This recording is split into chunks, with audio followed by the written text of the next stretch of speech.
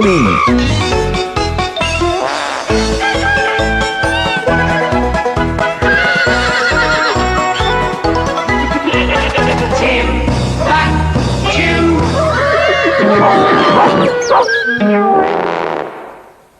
Snore, a sort of sloth from Timbuctoo, by Roger Hargreaves. Snore was a sort of sloth, a very lazy Timbuctoo sloth. He lived in a tree house in the jungles of Timbuctoo. As previously mentioned, sloths are lazy animals, and Snore is by far the laziest sloth ever. In fact, he is too lazy to do anything but sleep. Mind you, he loves being in bed. It's his favourite place to be. He's too active out there, he would murmur to himself more often than not. Our story begins with Snore in bed. Snoring, of course. He snored. Then he looked at his alarm clock. It said it was 2 o'clock in the afternoon.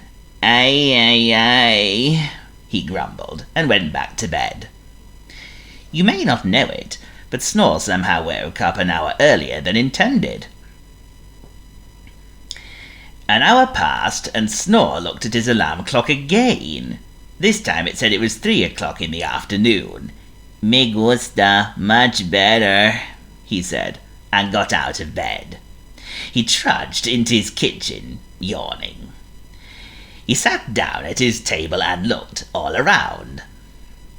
He noticed how filthy his cookware was. The plates and cutlery were piled high in the sink.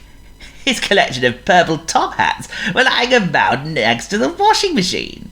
His windows were dusty, and the leaves outside his treehouse were so overgrown he couldn't see a thing.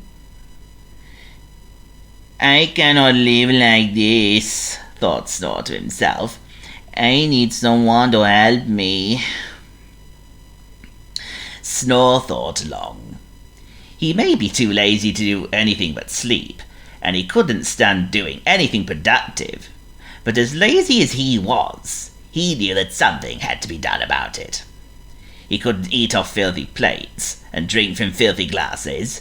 He couldn't see out of his house, and he didn't have any clean sheets to sleep on because he got hot easily. Also, he didn't feel like opening his windows because he couldn't be bothered. It was then he had an idea. What I need is some help, he said. So he put on his purple top hat, trudged out of his house, and went into his wooden lift, pressed the down button, went down to the ground, and set off on his way to find some assistance. As Snore trudged along, he tried his best to keep his eyes wide open, or rather half open or half closed, looking for someone to clean his house, looking for anybody to clean his house. It was then he met someone black and white, and with a bushy tail, and with a foul odour. Hola, greeted Snore. Who are you? Salut, I am Stink, the messy, smelly skunk, said Stink. Snore looked at Stink and thought about it. If Stink is called that, then there's a good chance he would stink his house out. Snore didn't like that, but he didn't want to come across as rude to him. So he said, Adios, amigo, and went on his way. Ooh la la, what was up with him? Thought Stink to himself. Further down the lane, Snore met an orange figure with brown curved horns and carrying 2 pots of paint in his hands. Hola, said Snore. Who are you? Guten Tag, I am Bleat, the clumsy goat, yeah, replied Bleat, and then he tripped over and landed on the ground, covering himself with paint. Snore thought about it again. If someone like Bleat was clumsy, then there's a good chance he would wreck his house from top to bottom, or if you prefer, bottom to top. So he said, "Adios, amigo," for the second time that day, and set off again in search of someone to help clean up his house.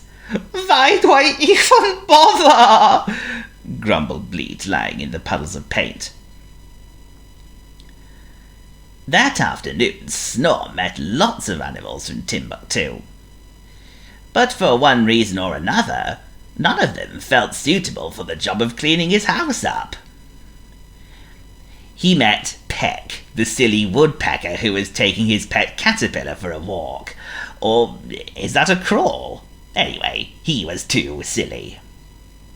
Bray, the stubborn donkey, told him, "I can't seem to do anything right today," before Snore even asked him. Trumpet, the forgetful elephant, had no idea who he was talking to, and Flutter, the talkative butterfly, had so much to say, Snore didn't think she would get any work done.